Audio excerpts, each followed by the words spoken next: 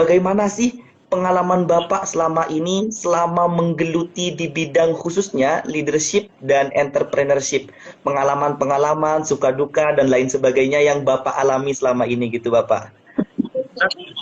Baik, mungkin kita mulai dari titik nol ya. Jadi tentunya saya seorang putra daerah dari Aceh yang merantau ke Jakarta pada saat eh, Republik ini sedang mengalami sebuah proses krisis yang sangat luar biasa, peristiwa 98, kemudian membawa saya pindah ke ibu kota dengan kondisi yang pada saat itu memang sangat sulit sekali dan sangat susah sekali. Saya mendapat beasiswa untuk melanjutkan pendidikan S1 di Universitas Indonesia, tepatnya di FISIP ya, jurusan ilmu politik. Pada saat itu memang kondisi keluarga yang sangat susah, kemudian ekonomi yang sangat sulit, kemudian kemampuan ekonomi yang sudah bisa dikatakan sangat terbatas, namun dipaksakan untuk bisa melanjutkan pendidikan di Universitas Indonesia yang biayanya pada saat itu tidak murah. Nah, artinya saya memang mengalami proses yang sangat panjang pada saat itu, bisa berjuang hidup, survival di Jakarta, sampai pada akhirnya pindah ke Jakarta. Yang terjadi awal-awalnya adalah shock culture, kaget ya dengan budaya di Jakarta yang sangat berbeda dengan di daerah. Nah, pada saat itu saya melanjutkan pendidikan dengan kondisi yang sangat terbatas, dan pada akhirnya aktif di organisasi.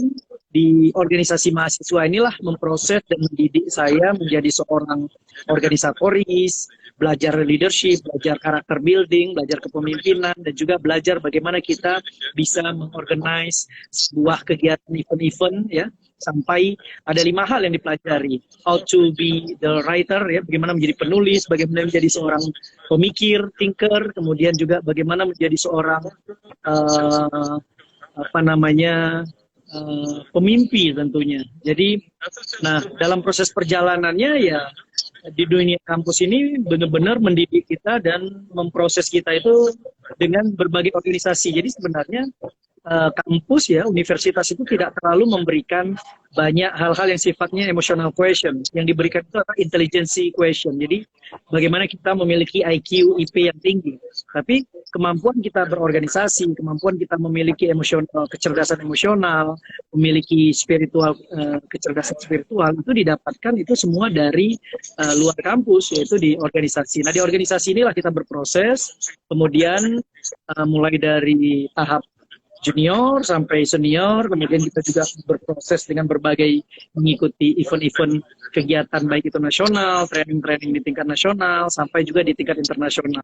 Nah, sampai pada akhirnya, ya dengan pengalaman kita mendapatkan pelatihan-pelatihan itu, akhirnya ilmu itu akhirnya kita adopsi dan kita kembangkan.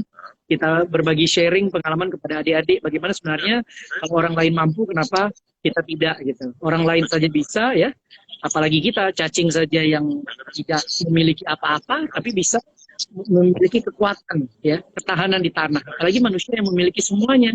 Jadi ya kita bagaimana bisa berusaha, sukses dan sebagainya, semua sudah diatur dan semua tergantung dari kita. Allah tidak akan mengubah nasib suatu kaum jika kaum itu tidak mengubahnya. Oleh karena itu percayalah bahwa we are the leader ya. Manusia dilahirkan di muka bumi ini sebagai khalifah. Jadi percayalah kita pemimpin. Khalifah itu adalah pemimpin di atas pemimpin. Jadi tidak usah takut bahwa yang terjadi di antara kita ini adalah bagaimana kita mampu berproses untuk terus menjadi the leader atau menjadi seorang pemimpin.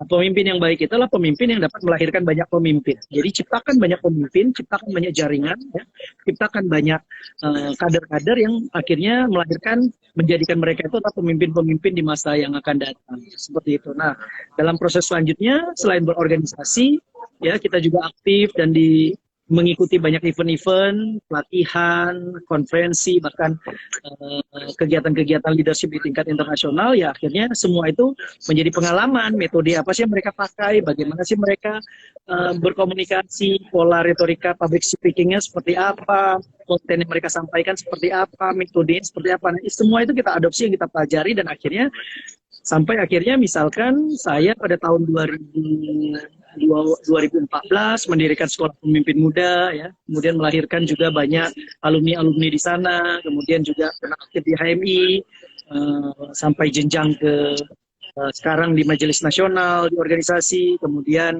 juga aktif di membuat metode metode training leadership yang hari ini sangat milenial gitu.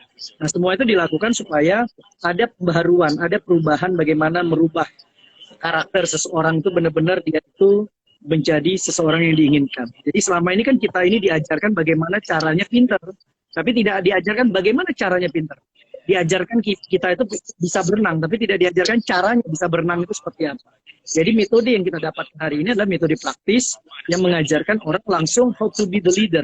Bukan diajarkan apa itu pemimpin, bagaimana pemimpin itu, kita sudah tidak masuk ke level itu lagi, tapi yang kita ajarkan adalah praktisnya. Bagaimana mereka benar-benar menjadi pemimpin dan melahirkan banyak pemimpin lainnya. Jadi seperti itu, Fahrul, nama kita sama nih.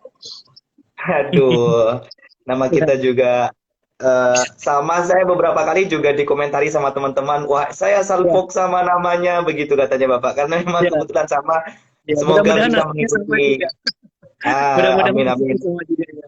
Amin, semoga bisa mengikuti jejak Bapak. Tapi kalau saya lihat jejak Bapak itu sangat luar biasa, mulai dari penghargaan di nasional, terus apa yang Bapak pimpin, pemimpin muda dan lain sebagainya. Tadi juga quotes-nya bahwa pemimpin melahirkan lebih banyak pemimpin. Artinya memang pemimpin itu bukan hanya kepada diri sendiri, begitu Bapak. Nah, tadi menarik Bapak, saya ingin bertanya Bapak, karena mungkin sebagian besar dari penonton kabarbaru.co ini adalah kaum milenial atau kaum anak muda atau bahkan mahasiswa. Sering sekali Bapak pertanyaan ini muncul, dan bahkan sebenarnya ini sederhana, cuma mungkin karena ini dari sosok seorang senator yang luar biasa, mungkin berbagi pengalaman. Seberapa penting Bapak organisasi dalam kehidupan Bapak? Dan bagaimana Bapak dulu mempetakan prioritas antara pendidikan, akademik, organisasi, dan prestasi yang Bapak lakukan selama di masa perkuliahan Bapak? Karena organisasi sering dipertanyakan, banyak orang-orang yang bahkan ragu untuk bergabung di organisasi Bapak. Ya, baik. Yang penting kita mengenal diri kita ya, bahwa kita memiliki 3 otak. Otak kanan, otak kiri, dan otak tengah. Ya. Dan aset manusia yang paling mahal diberikan oleh Allah itu adalah otak. Atau pikiran yang mampu melahirkan perubahan-perubahan, melahirkan peradaban, melahirkan sebuah inovasi, melahirkan sebuah gagasan dan visi-visi masa depan. Nah, pembagian otak ini, otak kanan itu, otak kiri, dan otak tengah. Kalau otak yang selama ini sering dipergunakan dan dimanfaatkan oleh kita itu secara tidak langsung yang sifatnya akademis, yang sifatnya intelijensi, ya, kecerdasan intelijensi. Namun kita harus sadar bahwa ada juga yang disebut dengan emotional intelligence, ya, emotional question, kecerdasan emosional. Nah, itu akan kita dapatkan di organisasi, di luar dari ruang kelas, di luar dari kampus misalkan. Jadi kita sebagai manusia tidak akan sempurna kalau hanya berorientasi kepada intelijensi saja. Ada ruang-ruang lain harus kita isi. Apa itu? Ruang sosial, ya, kecerdasan sosial, kecerdasan spiritual, kecerdasan emosional, kecerdasan politik, kecerdasan hukum, dan kecerdasan-kecerdasan lainnya. Dan ini semua tergantung dari bagaimana kita mampu memanage kemampuan kita. Dan yang sangat penting adalah manfaatkan waktu kita sebanyak-banyaknya. Ingat ya, saya punya filosofi gini, kalau kita tidur, kalau kita mati, kita akan tidur selamanya. Jadi saat kita hidup, jangan banyak-banyak tidur, banyaklah cari ilmu. Seperti itu. Jadi udahlah, jangan perbanyak dengan cara banyak makan, banyak tidur, ya, banyak istirahat. Sehingga otak kita juga terlalu banyak rest, ya, terlalu banyak istirahat. Tapi gunakan otak kita itu untuk mencari ilmu. Pagi, siang, sore, malam, dan ya sempatkan waktu untuk istirahat juga, tapi setidaknya 24 jam itu terlalu banyak waktu yang kita sia-siakan hanya untuk membuang-buang energi dan membuang-buang waktu dan membuang-buang yang tidak bermanfaat. Oleh karena itu manfaatkan 24 jam itu, ya, yang diberikan sama Allah ini. 24 jam ini mahal sekali, ya. Kalaupun kita dulu di zaman dulu kalau menelpon seseorang bayar, kalau sekarang gratis nelpon. Kalau dulu kan pakai koin, ya, semenit itu mahal sekali gitu. Bayangkan kalau hidup kita itu dikasih waktu semenit lagi, apa yang akan kita lakukan? Pasti kita akan melakukan sesuatu yang menurut kita harus bermanfaat. Oleh karena itu, manfaatkan waktu kita itu semaksimal mungkin. Usia kita nggak banyak kok, 63 tahun. Setelah itu mungkin kalau lebih dari 63 bonus, ya. Ya patokannya kan umur Rasulullah. Kalau 63 tahun umur kita, ya berarti kalau usianya sekarang sudah 40-an atau 30-an atau 20-an, kurangin aja 63, ya berarti itulah sisa hidup kita. Jadi manfaatkan hidup kita itu dengan mencari ilmu. Kalau kita ingin sukses di dunia, ya kuasai ilmu. Kalau kita ingin sukses di akhirat, ya dengan ilmu. Kalau kita ingin sukses di dunia dan akhirat, ya dengan ilmu. Jadi kuncinya ilmu. Seperti itu, Farul. Jujur malam hari ini saya sangat kagum ya Bapak karena apa namanya semangat Bapak begitu luar biasa gitu. Saya sebagai anak muda harus jauh lebih bersemangat tentunya dari Bapak. Nah, menurut Bapak bagaimana sih seberapa penting anak muda kaum milenial itu menyiapkan dan melatih dirinya untuk menjadi seorang pemimpin dan seorang entrepreneur di masa depan? Saya mungkin menjawab secara filosofi ya, bahwa seberapa penting itu bukan pertanyaan yang harus dijawab penting atau tidak. Karena itu suatu kewajiban. Anak muda adalah pemimpin. Dan kita dilahirkan sebagai pemimpin. Kita adalah khalifah. Dalam Al-Quran dikatakan bahwa manusia ini dilahirkan sebagai khalifah. Kita ini adalah khalifah. Jadi ketika kita menolak sebagai pemimpin, kita menolak perintah Tuhan, benar gak? Allah itu memerintahkan kita dilahirkan jadi pemimpin, menjadi khalifah, gitu. Bahkan dalam filosofi hidup kita, manusia itu dilahirkan sebagai pemimpin dan dia mau tidak mau, terima atau tidak terima, siap tidak siap, penting tidak penting, dia harus menjadi pemimpin. Pemimpin yang dimaksud adalah bagaimana dia bermanfaat bagi alam semesta, bagi lingkungan, bagi orang lain, dan bagi diri dia sendiri.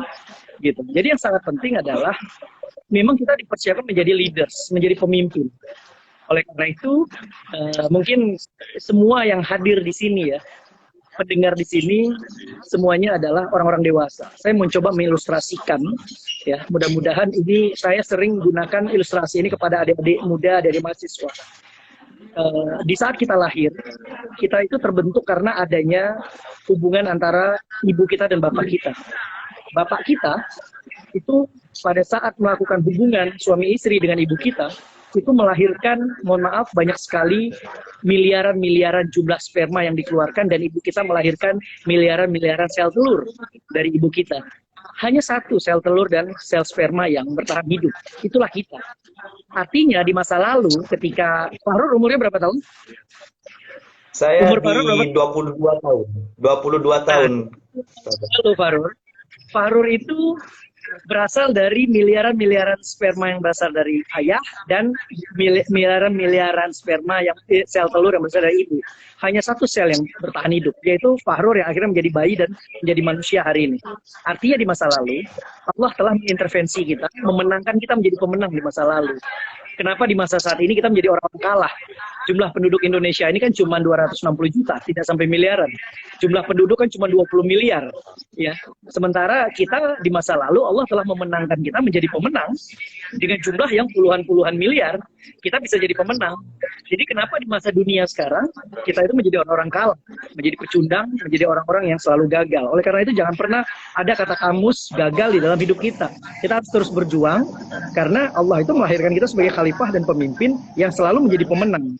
Itu filosofi yang selalu saya tanamkan kepada adik-adik mahasiswa dan anak-anak muda. Seperti itu, Farul. Oke, baik. Sebenarnya kalau berbicara tentang kepemimpinan itu bukan penting atau tidak penting, tapi kita perlu sadar bahwa kita adalah seorang pemimpin. Nah, ketika kita sudah sadar bahwa kita adalah seorang pemimpin, nah bagaimana kemudian tugas kita untuk menyempurnakan kepemimpinan itu, menyempurnakan agar kita bisa menjadi pemimpin yang baik, utamanya agar mungkin bisa mencontoh Bapak Fahrul Razi untuk menjadi pemimpin yang hebat, yang skopnya sudah di skala nasional. Ini kira-kira bagaimana Bapak agar kita bisa menempa diri untuk menjadi pemimpin yang hebat gitu? Saya belum merasa sebagai pemimpin yang hebat, tapi Allah memberikan peluang dan memberikan kesempatan kepada kita untuk terus berproses. Ya. Mutiara itu menjadi mutiara, mengalami proses yang sangat panjang. Seorang yang ingin menjadi pemimpin, dia akan mengalami tekanan, mengalami proses, dan mengalami berbagai keadaan yang mengakibatkan dia itu akan terus berproses. ibarat mutiara tadi. Mutiara kalau kita bandingkan dengan batu kali yang berasal dari bebatuan yang berada di atas sungai, dia hanya mendapat pancaran sinar matahari setiap pagi, siang, sore. Dia akan menjadi batu kali. Batu kali itu kalau dimasukkan di dalam truk harganya cuma 150.000, Farur. Tapi kalau mutiara itu dia berasal di dalam bumi, ya, dengan tekanan yang sangat kuat, dengan panas bumi yang sangat kuat. Akhirnya bebatuan ini mengeluarkan kekuatan sinar di dalam batu itu, ya, yang pada akhirnya dia menjadi mutiara. Mohon maaf, berlian maksud saya, diamond. Ya, saya mengibaratkan batu kali dengan berlian. Jadi berlian itu mengalami tekanan bumi yang sangat kuat, panas bumi yang sangat kuat, sehingga dia menjadi berlian. Jadi kalau kita ingin menjadi seorang diamond, menjadi seorang leaders of diamond, gitu, menjadi pemimpin dengan karakteristik diamond, ya kita harus menerima tekanan itu. Proses itu harus kita lewati. Jangan pernah mengeluh. Karena masa muda terlalu banyak mengeluh, kita tidak akan mengalami proses yang semestinya. Karena tidak pernah ada proses itu mengkhianati terhadap hasil yang kita inginkan. Oleh karena itu, teruslah kita berproses. Dan tantangan, rintangan, kendala, semua hal yang membuat kita itu akhirnya gagal, itu ada semuanya dalam hal proses. Jadi nggak pernah ada kata mengeluh dalam hidup kita. Gitu. Apalagi fitnah-fitnah, biasa kan, kita dapat tekanan, fitnah, ancaman, dan sebagainya. Kita anggap itu sebagai bumbu yang memproses kita menjadi yang lebih kuat. Gitu. Jadi seperti itu. Jadi berlian yang mahal itu ya berlian yang lahir dari tekanan bumi yang sangat kuat, cobaan yang sangat besar, tekanan yang sangat luar biasa, fitnah yang sangat luar biasa, dan Allah akan memberikan kekuatan bagi dia untuk menjadi dia seorang pemimpin yang luar biasa. Saya selalu berada dalam posisi yang ingin berada dalam posisi itu. Bukan hari ini lebih baik atau menjadi sangat baik, tidak. Tapi saya ingin katakan bahwa saya lebih memilih menjadi orang yang berada dalam proses itu daripada saya berada di dalam comfort zone. Orang yang nyaman, orang yang merasa semuanya segala sesuatu sudah aman, sudah ada gitu. Tapi tidak ada challenge, tidak ada tantangan. Oleh karena itu sebagai anak muda, carilah tantangan-tantangan yang harus kita kalahkan dan kita menjadi pemenang gitu. Dan nggak usah takut, cuman takut sama Allah itu aja. Jangan pernah takut sama manusia, itu kuncinya. Gitu. Waduh, saya sendiri sebagai host nih kemudian merasa terpukul Bapak. Begitu beraninya Bapak untuk mengatakan saya ingin ada di proses itu, saya ingin ada di ruang yang sulit dan sakit itu gitu. Nah, ini menarik kemudian untuk ditanyakan bagaimana proses pengalaman Bapak selama ini untuk menjadi pemimpin. Selama menjadi pemimpin, kira-kira pengalaman pahit apa saja yang pernah Bapak alami, halangan, tantangan yang paling pahit yang bisa Bapak sharingkan malam hari ini dan bagaimana Bapak menghadapinya gitu Bapak. Karena ini juga untuk mengajari kita semua bagaimana kita menyikapi konflik-konflik begitu Bapak. Gini, saya bisa seperti ini karena merasa pernah mengalami hal yang tidak pernah dirasakan oleh orang umum. Ya. Bagi anak-anak muda yang hidup dalam keadaan mampu, dia memiliki orang tua, ketika bangun tidur orang tuanya sudah memasak, dia tidak perlu mencari uang karena orang tuanya sudah bisa mencukupi kebutuhan bulanan buat dia gitu. Tentunya saya lebih tertarik berada dalam tantangan yang berjuang dari zero, dari nol. From zero to hero, ya artinya sesuatu yang kita dapatkan hari ini ya berjuang dari nol, bukan dari proses yang kita dapatkan ketika melanjutkan kemampuan orang tua, kekayaan orang tua. It's nothing gitu. Tapi yang sangat penting adalah saya merasa pengalaman yang saya dapatkan itu sangat memberikan posisi kita hari ini gitu. Jadi apa sih yang pernah dirasakan, sepahit apa yang pernah dirasakan gitu.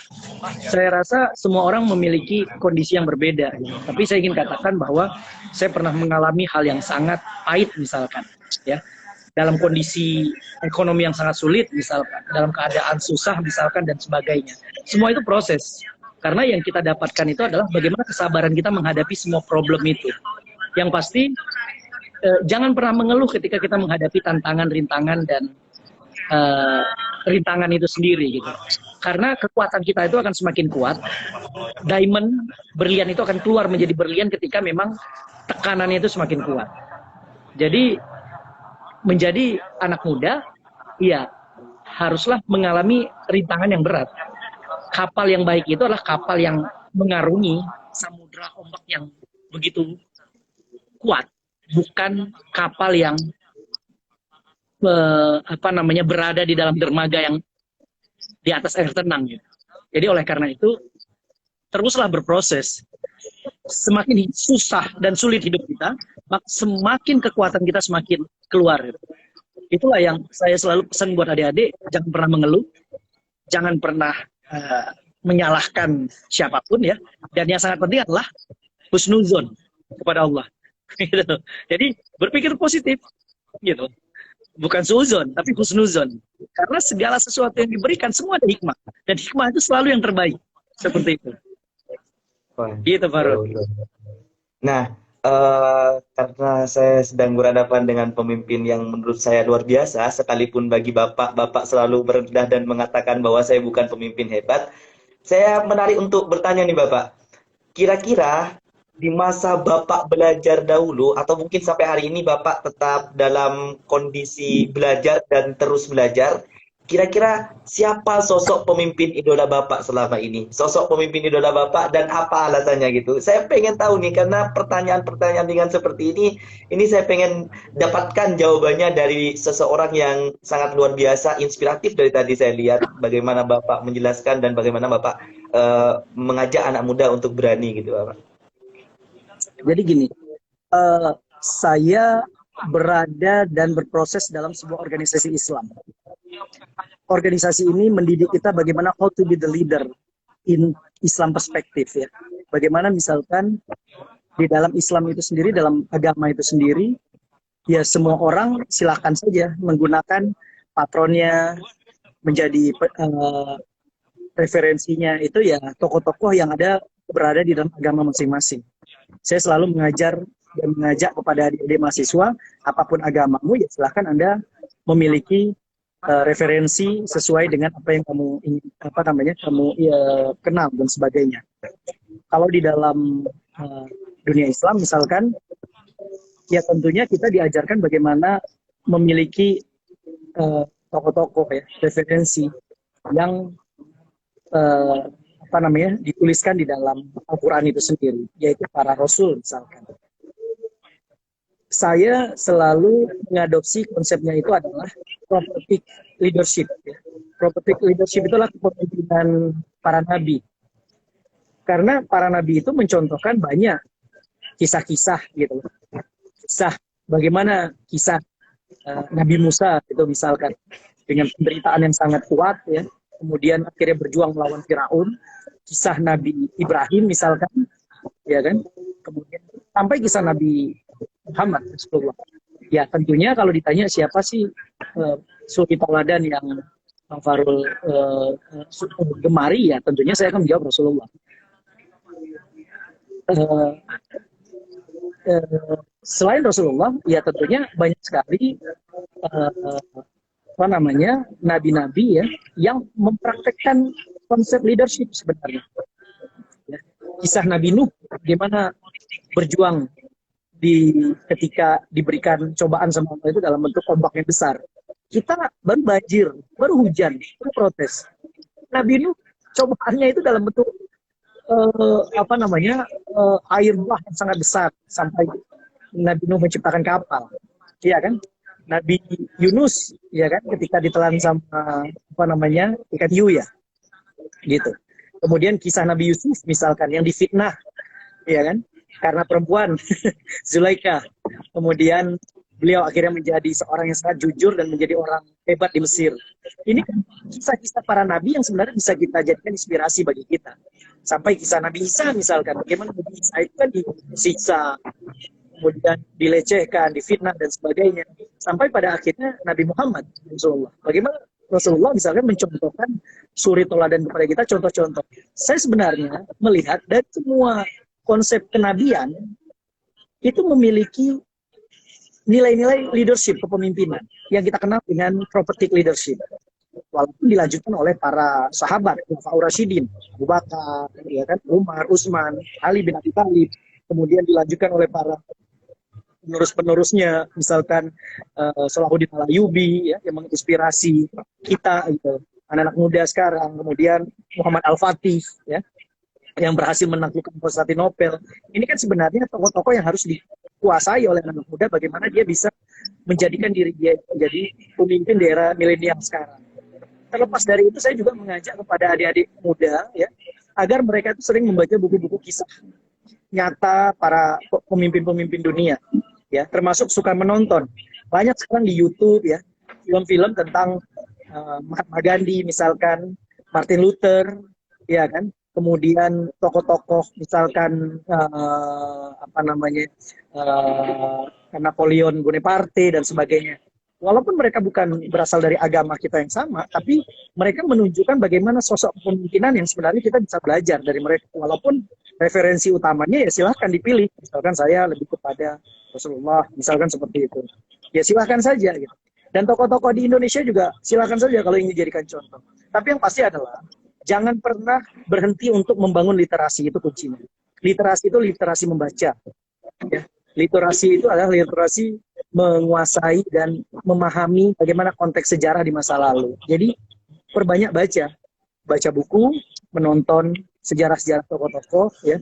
Kemudian yang sangat penting adalah bagaimana inspirasi tokoh-tokoh itu bisa menjadi sebuah pedoman di dalam karakter hidup kita, seperti itu. Itu yang sangat penting. Jadi saya sering mengajak pada anak-anak muda, jangan menutup diri kita.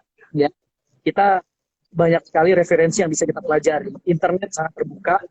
Kemudian kita bisa menyaksikan dan belajar bagaimana proses di masa lalu dan saat ini. Gitu. Jadi saya pikir kalau dilihat bagaimana merubah karakter, ya tentunya lingkungan itu sangat mempengaruhi. Tapi proses dia mencari tahu bagaimana referensi-referensi itu mampu merubah karakter dia itu juga sangat penting. Jadi ikro, baca, pahami, kuasai, seperti itu. Jadi itu kuncinya. Seperti itu, Farul. Baik, Bapak. Nah, berikutnya mungkin menarik karena Bapak tadi sudah banyak sekali sebenarnya referensi-referensinya tentang kepemimpinan, tentang peak leadership dan lain sebagainya. Nah, sekarang yang saya ingin tanyakan kepada Bapak, tipe-tipe pemimpin yang baik itu yang seperti apa? Sifat-sifat yang harus dimiliki oleh pemimpin itu yang seperti apa gitu, Bapak? Apalagi di masa sekarang gitu. Kita kan krisis kekurangan melihat pemimpin-pemimpin kita yang bahkan hari ini sangat begitu ambigu. Kira-kira menurut Bapak pemimpin yang baik itu pemimpin yang seperti apa? Sifat-sifat apa yang perlu ditanamkan kepada anak muda hari ini agar bisa kemudian nantinya menjadi pemimpin yang hebat begitu, Bapak? Jadi gini, ada karakter kepemimpinan yang dia dapatkan untuk diri dia. Dia itu menjadi seorang leader dan bagus, tapi dia tidak bisa melahirkan banyak pemimpin. Artinya ilmu yang dia dapat hanya untuk dia. Tipe yang kedua adalah tipe yang dia dapatkan kepemimpinan itu, tapi dia juga bisa mentransformasikan kepada orang lain dan melahirkan banyak pemimpin. Ya, jadi ilmu yang dia dapat bukan hanya buat dia, tapi buat orang lain dan bermanfaat buat orang lain.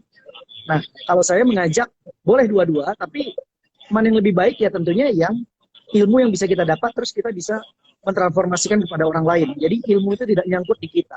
Gitu. Dan kita melahirkan banyak Fahrur misalnya. Fahrur Razi. Bukan Fahrur Razi saya, tapi Fahrur Razi moderator ini. Gitu kan. Banyak Rozi. Kalau kita kan nama saya Razi. Kalau ini Rozi. Banyak Rozi yang baru. Gitu. Seperti itu. Kemudian yang kedua, karakter yang dibangun oleh pemimpin itu kan tipenya beda-beda. Ada yang sifatnya reformasi, revolusi, dan transformasi. Gitu. Kalau reformasi itu dia secara damai, gitu ya, secara damai. Kalau revolusi itu dia secara perang, ingin merubah sebuah keadaan, perubahan itu secara cepat, secara perang misalkan. Itu Nabi Daud misalkan, ya kan, Nabi Musa itu kan secara revolusi.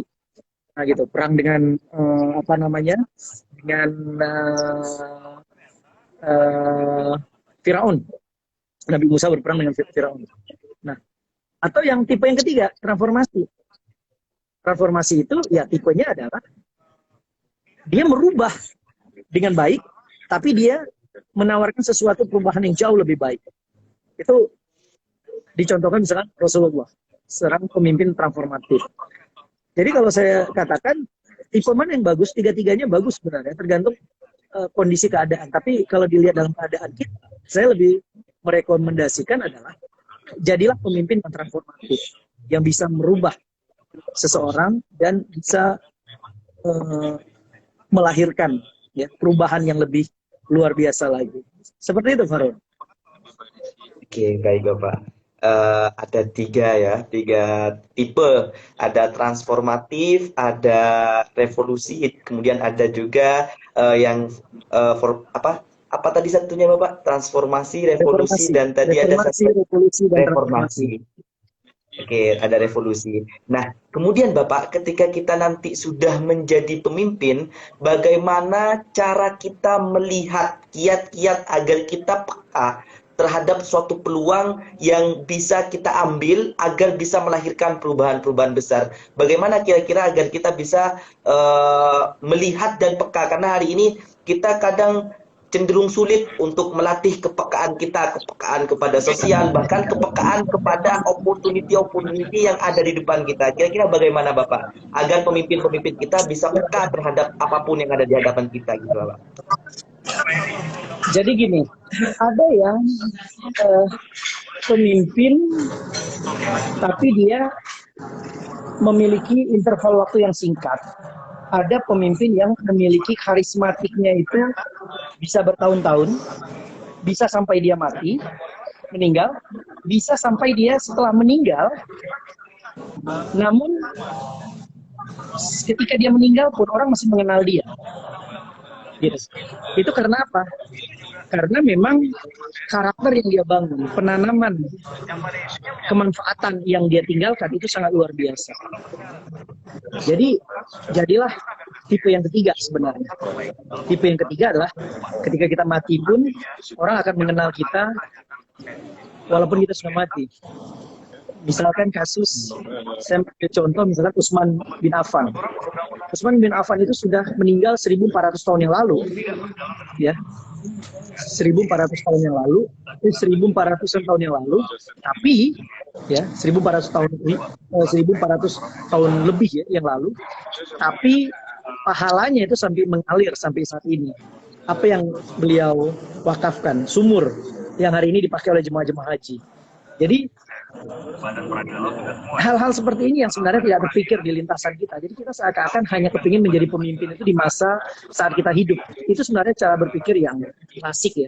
Sekarang orang lebih banyak menjadikan seseorang itu pemimpin yang bermanfaat selamanya. Jadi bermanfaat sampai dia akhirnya dia meninggalkan legacy. Ketika dia mati, dia meninggal, yang dia tinggalkan itu adalah sesuatu yang bermanfaat sampai manfaat itu dia bisa terima walaupun dia sudah mati. Gitu. Nah, jadi salah satunya adalah lahirkan pemimpin sebanyak-banyaknya. Bayangkan kalau kita punya murid kita menjadi orang hebat, menjadi orang pemimpin, dan menjadi orang bermanfaat, berguna, menjadi ulama, menjadi tokoh yang mendapatkan manfaat yang terus menerus tidak pernah berhenti, itu kan gurunya. Pemimpin yang tadi, yang melahirkan pemimpin-pemimpin tadi. Jadi itu yang merupakan cita-cita saya hari ini, melahirkan banyak orang menjadi pemimpin, dan ketika saya meninggal, ya mereka ini bermanfaat bagi kita dan ilmunya terus mengalir. Jadi manfaat itu yang sebenarnya harus dilakukan oleh semua orang hari ini. Seperti itu. Baik Bapak, intinya pemimpin yang baik adalah yang melahirkan pemimpin-pemimpin baru dan bisa dikenang tidak hanya di masa sekarang, karena bahkan hari ini bukan hanya banyak orang ingin menjadi pemimpin di masa hidupnya saja, kadang menjadi pemimpin hanya terbatas sekedar ingin mengisi kurikulum vitae dan lain sebagainya gitu Bapak. Nah, sekarang Bapak, ketika saya tadi menanyakan kepada Bapak selalu merendah dan mengatakan bahwa saya bukan pemimpin hebat.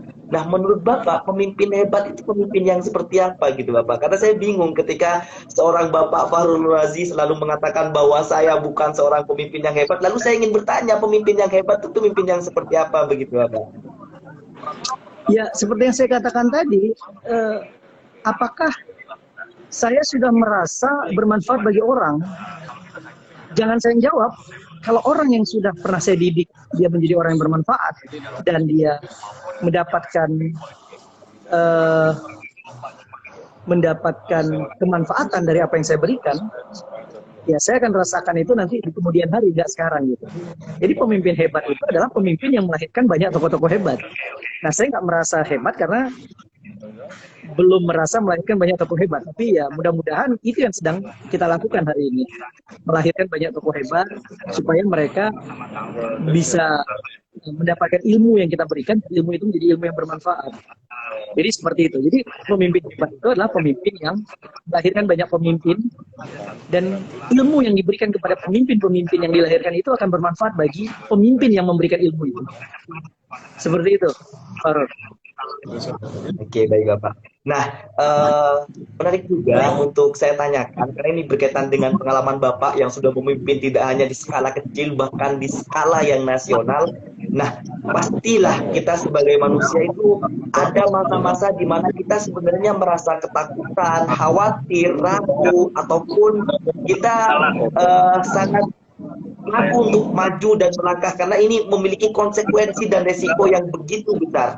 Nah, Bapak dalam prosesnya selama menjadi pemimpin, karir Bapak yang sangat luar biasa selama ini, bagaimana Bapak mengatasi rasa takut Bapak dan bagaimana seharusnya anak muda memandang rasa takut itu gitu Bapak? Gini, segala sesuatu hidup di dunia ini sudah ada yang ngatur, Allah yang ngatur. Jadi kuncinya adalah jangan pernah takut dengan manusia, takutnya sama Allah. Kalau kita dikhianati oleh manusia, gak usah takut. Ya kita takutnya lah ketika Allah mengkhianati kita. Kalau kita dijauhi oleh manusia, gak usah takut. Yang kita takutkan adalah ketika Allah menjauhi kita. Intinya adalah yang kita takutkan adalah bukan manusia. Jangan pernah takut sesama manusia, tapi takutlah dengan Allah. Itu kuncinya. Yang kedua, saya ingin katakan bahwa apa yang kita lakukan hari ini itu adalah investasi kita di masa lalu. Dan apa yang kita lakukan di apa yang kita rasakan di masa depan adalah investasi yang kita lakukan hari ini gitu. Jadi seperti apa kita hari ini adalah sesuatu yang pernah kita lakukan di masa lalu. Apa yang kita jadikan di masa depan adalah apa yang kita investasikan hari ini gitu. Maksudnya adalah kalau kita hari ini menjadi orang yang baik, ya berarti investasi kita di masa lalu adalah sesuatu yang baik. Tapi kalau di masa depan kita bukan siapa-siapa, ya karena hari ini kita tidak melakukan apa-apa. Baik. Jadi kalau sukses hari ini, jangan dilakukan hari ini, tapi lakukan, lihat 5-10 tahun yang lalu apa yang kita lakukan. Hasilnya hari ini. Terus bagaimana kita ingin lihat masa depan? Investasinya adalah hari ini. Kalau kita ingin hidup susah, santai-santai aja hari ini sekarang. Kalau kita ingin hidup di kemudian hari itu adalah lebih baik ya dan lebih luar biasa, ya investasikan hari ini gitu. Jadi apa yang kita lakukan 5 tahun yang lalu, kita akan rasakan sekarang. Atau 10 tahun yang lalu, kita rasakan sekarang. Apa yang akan kita rasakan 10 tahun yang akan datang, hari ini kita lakukan. Seperti itu. Nah, kemudian ketika kita sudah tahu apa yang kita lakukan, kita tidak akan pernah takut. Karena kuncinya adalah kalau ingin sukses di dunia adalah dengan ilmu, sukses di akhirat dengan ilmu, sukses di dunia dan akhirat adalah dengan ilmu. Jadi miliki ilmu yang membuat kita itu bisa tahu apa yang terjadi dalam hidup kita umur 10, 20, 30, ya kalau sekarang 20 sampai 30, 40, 50, 60 lah. Kita setidaknya sudah tahu punya gambaran. Jadi orang-orang yang memiliki visi, visioner, memiliki mimpi, memiliki langkah-langkah apa yang akan dia lakukan, dia tidak pernah khawatir sama hidup dia. Karena dia sudah mempersiapkan jauh-jauh hari. Contoh, di saat umur saya 30, apa yang saya lakukan? Di saat umur saya 40, apa yang saya lakukan? Di saat umur saya 50, apa yang saya lakukan? Dan di saat usia saya 60, apa yang saya lakukan? Ketika saya usia 40 tahun, saya menjadi anggota DPD, 5 tahun lagi, ketika saya sudah tahu ilmu dengan kemampuan ilmu yang saya punya, dan apa yang saya lakukan di 5 tahun yang akan datang, saya sudah memprediksikan saya bisa seperti ini, bisa seperti ini. Jadi, apa yang kita takutkan?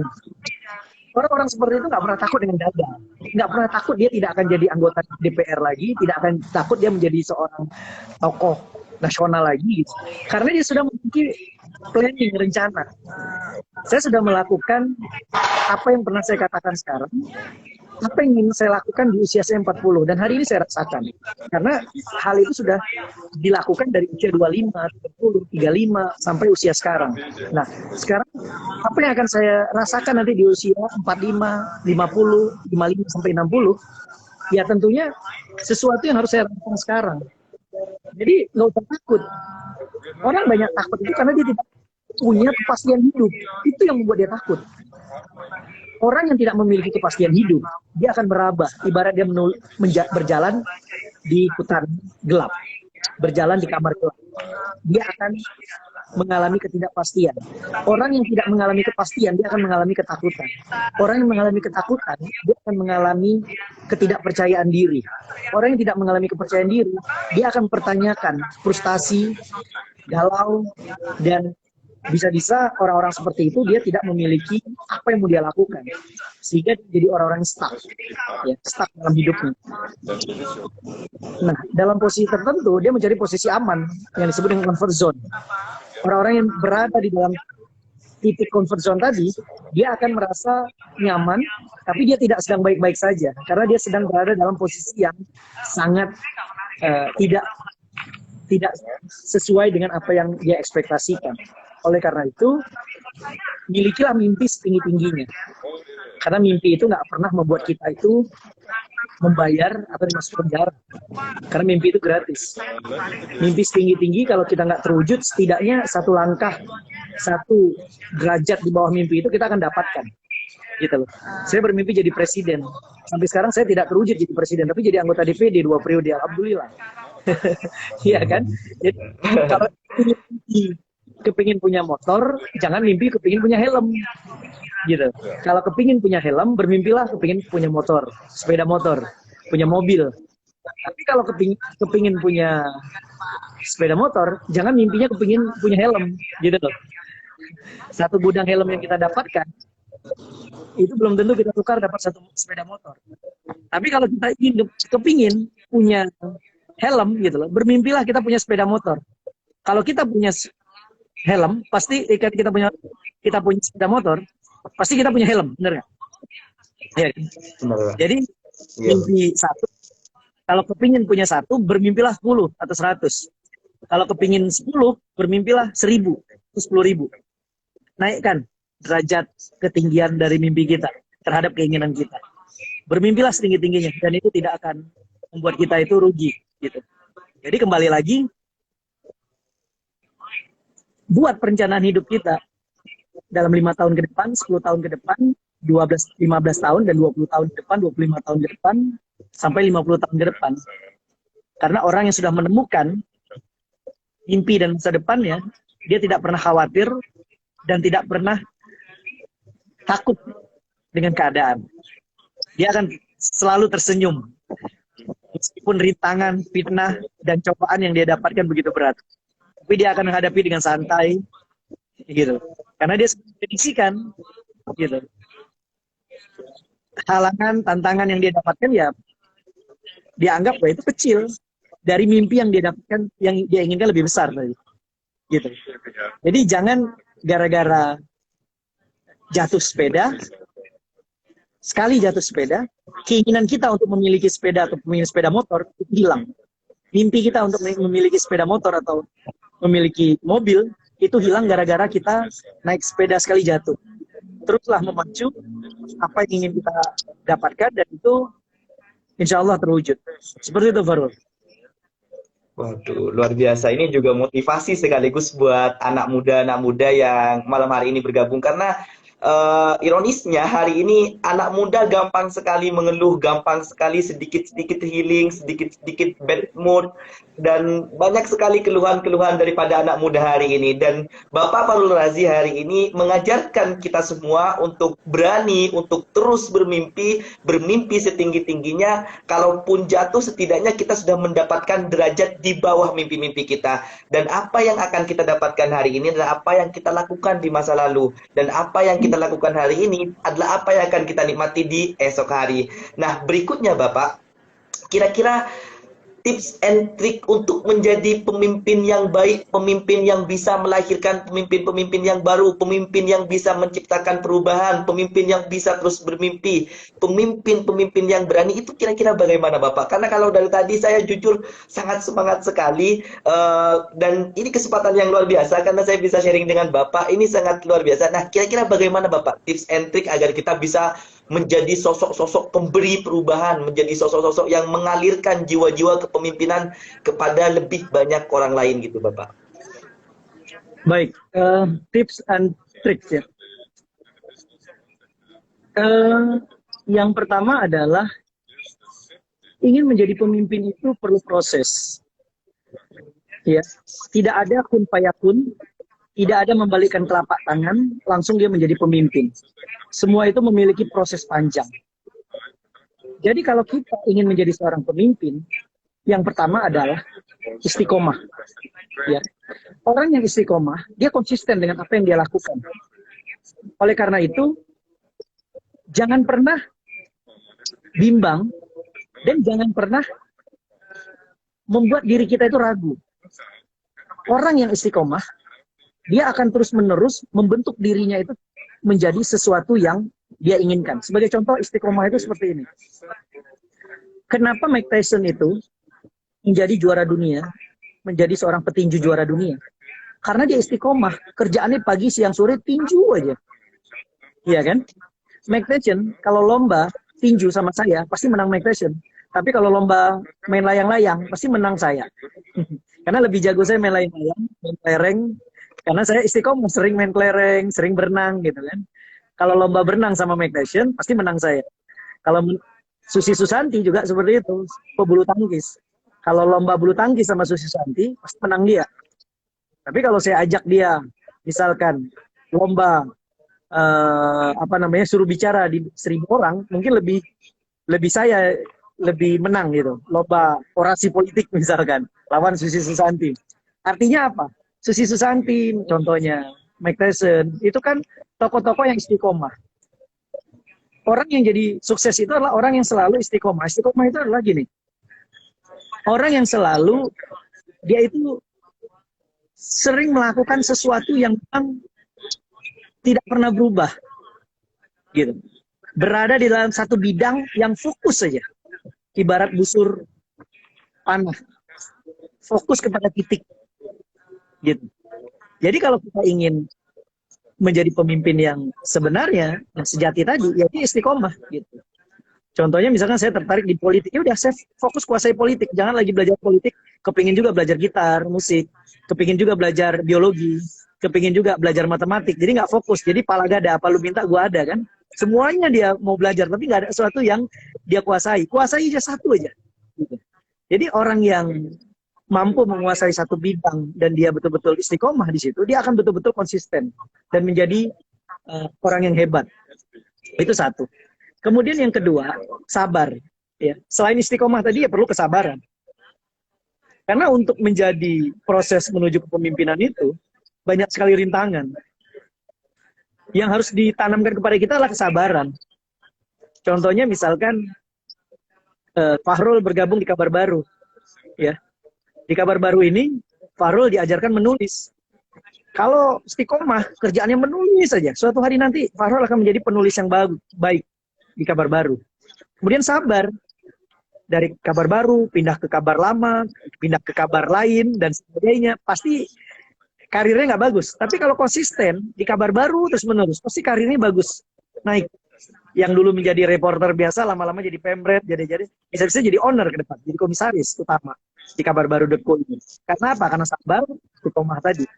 Jadi intinya adalah kalau ingin jadi pemimpin, yang kembali lagi, kita itu perlu kesabaran, perlu istiqomah, dan berproses dengan baik. Karena proses yang baik itu akan menentukan hasil yang baik. Itu aja tips dari saya, mungkin Farul.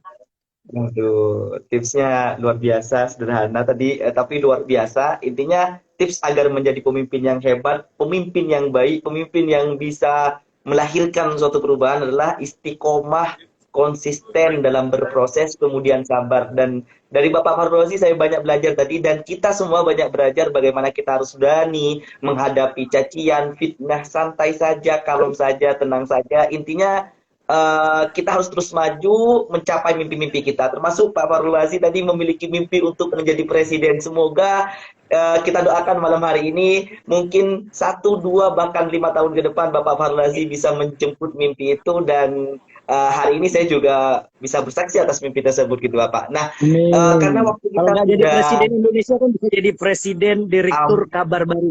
Seperti itu. Presiden juga kan? amin. Amin, amin, amin ya rabbal alamin. Nah, karena waktu kita sangat singkat, Bapak. Terakhir, Bapak, mungkin karena ini sudah di akhir, waktu kita sangat terbatas.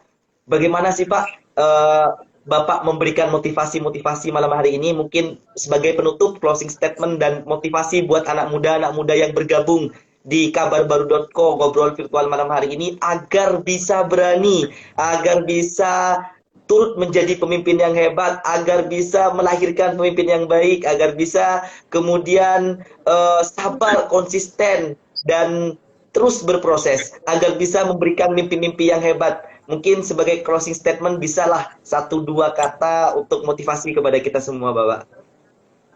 Ya, intinya seperti yang saya katakan dari awal, dan ini menjadi closing ya. Allah tidak akan mengubah nasib suatu kaum jika kaum itu tidak mengubahnya. Jadi yang menentukan kita menjadi pemimpin adalah diri kita sendiri. Jadi percayalah bahwa kita dilahirkan sebagai pemimpin di muka bumi ini, sebagai khalifah.